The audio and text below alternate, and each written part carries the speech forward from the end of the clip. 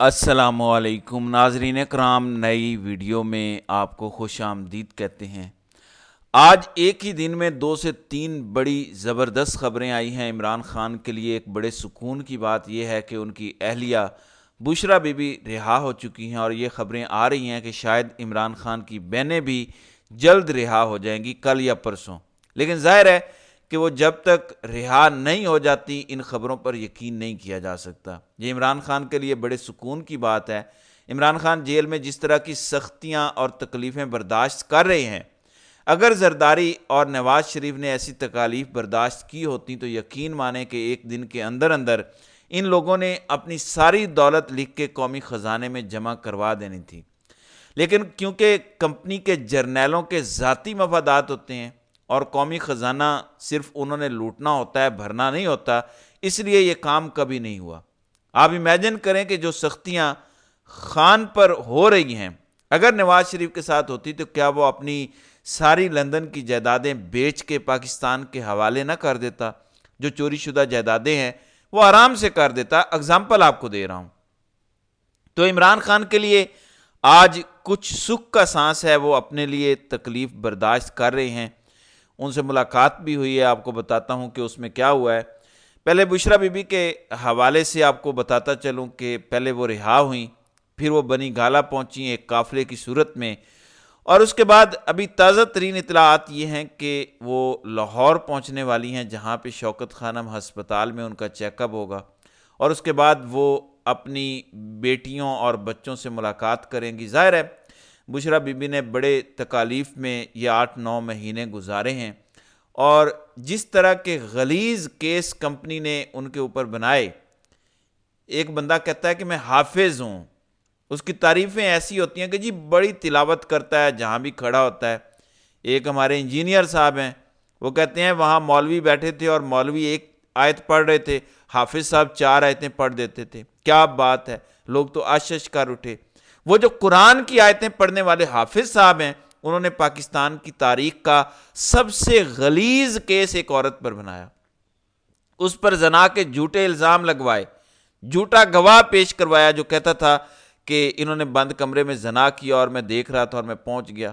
یہ ان حافظ صاحب نے کیا ہے۔ وہ خاتون یہ سب سہ گئی جب انہوں نے کہا کہ ایک دن جب انہوں نے یہ کہا کہ یہ غیرت اور بغیرتی کے درمیان جنگ ہے، غیرت اور بغیرتی کی اس جنگ میں غیرت مند بشریٰ بی بی ایک فتح یاب خاتون جیل سے باہر آ چکی ہیں۔ اب ان کا چیک اپ ہوگا شوکت خانم سے، اور اس کے بعد ظاہر ہے وہ اپنے بچوں کے ساتھ وقت گزاریں گی۔ اب مجھے نہیں پتا کہ وہ واپس بنی گالہ جائیں گی، زمان پارک جائیں گی یا کیا ہوگا، لیکن خدشات یہ ہیں کہ اگر وہ بنی گالہ رہتی ہیں، بہت سے دیگر لوگوں نے بھی یہ بات کی ہے کہ بنی گالہ پوری طرح سے بگڈ ہوگا، ایسے طریقے سے ٹیکنیکلی بگ کیا گیا ہوگا کہ بنی گالہ میں پرندہ بھی پر مارے گا تو ISI کو اس کی خبر ہو جائے گی، آڈیو ریکارڈنگز ہوں گی، ویڈیو ریکارڈنگ ڈیوائسز لگی ہوں گی۔ جب تک انٹرنیشنل لیول کے ایکسپرٹس بنی گالہ کو کلیئر نہیں کر دیتے، وہاں پہ میں سمجھتا ہوں بشریٰ بی بی کو نہیں رہنا چاہیے۔ وہ اکیلی بھی ہیں، وہاں ان کی بے پردگی ہوگی، کیا پتہ باتھ رومز میں بھی کیمرے اور آڈیو ڈیوائسز لگی ہوں، اس لیے وہاں رہنا ٹھیک نہیں ہے۔ جہاں بھی رہیں میک شور کریں کہ ایکسپرٹس کے ذریعے ہر چیز کو چیک کروائیں، پوری کی پوری بلڈنگ کی سکیننگ ہو۔ کسی کا ایک مشورہ میں پڑھ رہا تھا کہ اچانک ہو سکتا ہے کہ جو PTI کے لوگ ہیں وہ ملاقاتوں کی کوشش کریں، کوئی اس کی شکایت لگا رہا ہے، کوئی اس کی، کہ آپ خان صاحب تک یہ بات پہنچائیں، یہ بندہ ایسا تھا، اس نے یہ کر دیا، اس نے پیٹھ میں چھرا گھونپا، یہ احتجاج پہ نہیں آیا، یہ بھاگ گیا، وغیرہ وغیرہ۔ اب بشریٰ بی بی 8-9 مہینے جیل میں رہی ہیں اور باہر کے مکمل حالات سے آگاہ نہیں ہیں۔ ان کو ان چیزوں سے دور رہنا چاہیے، اور کسی بھی سیاسی بندے نے ملاقات کی کوشش بھی کی یا بات بھی کی تو اس سے دور رہیں تو یہ ان کے لیے بہتر ہے، اور عمران خان کے لیے بھی، کیونکہ عمران خان کو جو بھی چیزیں پہنچیں گی بشریٰ بی بی کے ذریعے وہ بہت اہمیت کی حامل ہوں گی، اور وہ کریکٹ انفارمیشن پہنچنی چاہیے۔ اس کے لیے آپ خود کو تھوڑا سا وقت دیں، حالات کو خود سمجھیں، اور وہ سمجھنے کے لیے آپ کو کچھ وقت چاہیے، کچھ ہفتے لگیں گے۔ You will be able to understand کہ پیچھے ہوا کیا ہے ان 10-11 مہینوں میں۔ سیاست سے تو ویسے بھی بشریٰ بی بی کا تعلق نہیں ہے، تو وہ سیاسی معاملات میں نہیں پڑیں گی، لیکن ذاتی شکایتیں ہو سکتا ہے کہ لوگ کریں۔ بہرحال بشریٰ بی بی لاہور پہنچ گئی ہیں، لیکن جو تشویشناک چیز آئی ہے وہ جیل سے ہے۔ آج عدالت نے آرڈر دیا، اعجاز اسحاق خان جو جج ہیں اسلام آباد ہائی کورٹ کے، انہوں نے کہا کہ عمران خان کو 3 بجے میری عدالت جب خالی ہوگی پیش کیا جائے اور یہاں پہ ان کے وکلاء سے میٹنگ کرنے دی جائے۔ انہوں نے یہ آرڈر دیتے ہوئے کہا کہ مجھے پتہ ہے آپ عمل نہیں کریں گے، لیکن کم از کم میں آرڈر دوں گا اور عدالتی کارروائی کا اسے حصہ ضرور بناؤں گا۔ پھر ایسا ہوتا ہے کہ اچانک کانپیں ٹاکتی ہیں کچھ لوگوں کی، اور وہ عمران خان کی ملاقات کروا دیتے ہیں ان کے 3 وکلاء سے۔ اس میں فیصل چودھری جو فواد چودھری کے بھائی ہیں وہ ہوتے ہیں، سلمان اکرم راجہ ہوتے ہیں، اور شعیب شاہین ہوتے ہیں۔ اس کے بعد فیصل چودھری اور شعیب شاہین باہر آ جاتے ہیں، لیکن سلمان اکرم راجہ کی 1 on 1 عمران خان سے ملاقات ہوتی ہے۔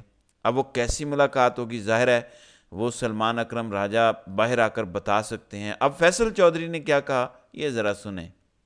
6x8 کے سیل میں 24 گھنٹے لاک کیا جاتا ہے، صرف 1.5 گھنٹے کے لیے ان کو پنجرا کھلتا ہے، یہ ورڈ ہے ان کے، اور ان کو باہر نکالا جاتا ہے۔ کوئی ایکسرسائز نہیں کرنے دی گئی، بجلی چلی گئی، 12 14 گھنٹے وہ اندھیرے میں اکیلے بیٹھے رہے۔ اس کو کہتے ہیں ٹارچر انٹرنیشنل لاز کے مطابق۔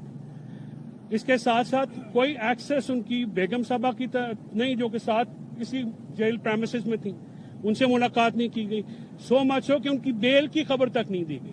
ٹھیک ہے، اس کے جی اس میں انہوں نے تفصیل بتائی ہے کہ خان کے اوپر سختیاں کی جا رہی ہیں، باہر نہیں نکلنے دیا جاتا، گھنٹہ 1.5 گھنٹہ باہر جاتے ہیں، اب کسی ایکسرسائز کی بھی انہیں اجازت نہیں دی جا رہی۔ ظاہر ہے کہ کچھ لوگ یہ چاہتے ہیں کہ عمران خان کی صحت خراب ہو۔ دیکھیں میں بار بار اس چیز پہ توجہ دلاتا آیا ہوں کہ اس عمر میں آپ کو اگر سورج نہ ملے، باقاعدہ آرام کی نیند نہ ملے، اچھی خوراک نہ ملے، ایکسرسائز نہ ہو آپ کی زندگی میں، تو آپ کی صحت فوراً خراب ہو جاتی ہے اور ایک 72 سالہ شخص فوراً کھنڈی پہ آ جاتا ہے۔ تو یہ کرنے کی اس وقت کمپنی کوشش کر رہی ہے۔ لوگ جو کہتے ہیں نا کہ کوئی بات نہیں، وقت ہے، کر لیں گے احتجاج، وقت کم ہے، کیونکہ جس طرح کا یہ کام کر رہے ہیں عمران خان کی صحت کو یہ ناقابل تلافی نقصان پہنچا رہے ہیں، کیونکہ ایک ایج کے بعد جو نقصان ہو جاتا ہے وہ ریورس نہیں ہوتا۔ پھر فیصل چودھری نے یہ بھی کہا کہ ناقابل بیان صورتحال ہے، یہ ناقابل قبول ہے، جن حالات میں خان کو جیل میں رکھا گیا یہ ہم ایکسیپٹ نہیں کر سکتے، یہ انہوں نے کہا۔ تو ایسی صورتحال میں جب بشرا بی بی رہا ہوئی ہیں اور وہ اب اپنا چیک اپ کروائیں گے اور اس کے بعد پتہ چلے گا کہ ان کی ایکٹیویٹیز کیا ہوں گی، کیا انہیں مجبوراً اپنے خامد کی رہائی کے لیے میدان عمل میں آنا پڑے گا، ابھی تک ہم کچھ کہہ نہیں سکتے۔ دوسری جانب جسٹس منصور علی شاہ نے قاضی کو ایک آخری خط لکھا ہے۔ اس خط کے اینڈ میں انہوں نے بڑی انٹرسٹنگ چیز لکھی ہے، باقی چیزیں تو irrelevant ہیں۔ آخری لائن میں وہ قاضی کو مخاطب کرتے ہوئے کہتے ہیں کہ اکثر جب ہم لوگ طاقت میں ہوتے ہیں تو یہ بھول جاتے ہیں کہ لوگ ہمارے ہر ایکشن کو دیکھ رہے ہیں اور تاریخ کبھی معاف نہیں کرتی۔ ان الفاظ پہ ذرا غور کریں، پھر آپ کو ایک عظیم انسان کے وہ الفاظ یاد آئیں گے کہ اس نے کیا کہا تھا، یہ ذرا سنیں۔ جو تاریخ ہے وہ کبھی کسی کو معاف نہیں کرتی، کون کیا رول پلے کر رہا ہے، تاریخ میں ہمیشہ یہ چیزیں سامنے آ جاتی ہیں۔ جی آج لٹرلی یہی الفاظ جسٹس منصور علی شاہ نے بھی استعمال کیے ہیں۔ منصور علی شاہ جو 3-4 مہینے پہلے تک اس سسٹم کا حصہ تھے، قاضی کے ساتھ کھڑے تھے، قاضی کا ساتھ دے رہے تھے، جب اس سسٹم نے انہیں ڈسنا شروع کیا اور انہوں نے ریئلائز کیا کہ یہ تو مائنس منصور علی شاہ ہو رہا ہے، تو انہوں نے اس سسٹم کی حقیقت کو جاننے کے بعد آج آخری خط میں قاضی کو لکھ دیا کہ تاریخ سب کا کردار دیکھ رہی ہے اور تاریخ کسی کو معاف نہیں کرتی۔ یہی خان نے بھی کہا تھا۔ میں پھر دہراتا ہوں، کیا باجوہ کی اولاد پاکستان میں کسی بھی پاکستانی کے سامنے فخر سے یہ کہہ سکتی ہے کہ ہاں میں قمر جاوید باجوہ کا بیٹا ہوں؟ نہیں کہہ سکتی۔ جس طرح جنرل یحییٰ سے کوئی اپنا رشتہ جوڑنا پسند نہیں کرتا، اسی طرح جنرل باجوہ سے بھی اپنا رشتہ کوئی شو نہیں کرنا پسند کرے گا۔ یاد رکھیں، قاضی تاریخ کے گٹر میں جانے کے بعد عمران خان اس قوم کا اب بھی ہیرو ہے، بعد میں بھی رہے گا۔ یاد رکھیں کہ قاضی صاحب کی نسلیں قاضی کے نام سے اپنا تعارف کروانے سے شرمائیں گی۔ عمران خان کو 25 کروڑ لوگ اپنا ہیرو قرار دیں گے اور آنے والی نسلیں اسے عظیم رہنما کے طور پر یاد رکھیں گی۔ آنے والی نسلیں تھوکا کریں گی جب قاضی صاحب کا نام آیا کرے گا۔ میں آپ کو بتا رہا ہوں انہوں نے وہ ظلم اور جبر کیا ہے، پہلے کے ڈکٹیٹرز کا یہ تھا کہ وہ چلے جاتے تھے تو غلاظت بھی ختم ہو جاتی تھی۔ یہ شخص وہ کھلواڑ کر گیا ہے آئین کے ساتھ کہ اس کے جانے کے بعد بھی یہ 26ویں آئینی ترمیم کی تباہی پھیلتی جائے گی۔ 26ویں آئینی ترمیم کے بعد کسی کو سمجھ نہیں آ رہا کہ جوڈیشل کمیشن کیسے بننا ہے، سپریم جوڈیشل کونسل کی کیا حیثیت ہوگی۔ اس پر وزارت قانون بتا رہی ہے کہ کیسے ہوگا۔ وزارت قانون کا کیا اختیار ہے؟ آئین کی تشریح تو سپریم کورٹ کرتی ہے یا وفاقی آئینی عدالت کرے گی؟ وزارت قانون کیسے آئین کی تشریح کر سکتی ہے؟ لیکن ہمارے ملک میں یہ بھی ہو رہا ہے کیونکہ آئین میں اتنے فلاز آ گئے ہیں جو انہوں نے آئینی ترمیم کی ہے، تو یہ اس وقت صورتحال ہو چکی ہے۔ ایک وزارت قانون سپریم کورٹ کو احکامات دے رہی ہے، قانون کی تشریح بتا رہی ہے۔ یہیں سے آپ اندازہ لگا لیں کہ اس ترمیم کے ذریعے پاکستان میں جو تباہی مچائی گئی ہے وہ آئندہ آنے والے دنوں میں کتنی خطرناک اور تباہ کن ہو جائے گی۔ میں اتنا ہی کہہ سکتا ہوں۔ بہرحال کیا کچھ کہا گیا ہے اس پر انشاءاللہ اگلی ویڈیو میں بات کریں گے۔ تو ناظرین کرام، آپ کی اس ویڈیو کے حوالے سے کیا رائے ہے؟ آپ اپنی رائے کا اظہار کامنٹ سیکشن میں ضرور کیجیے گا۔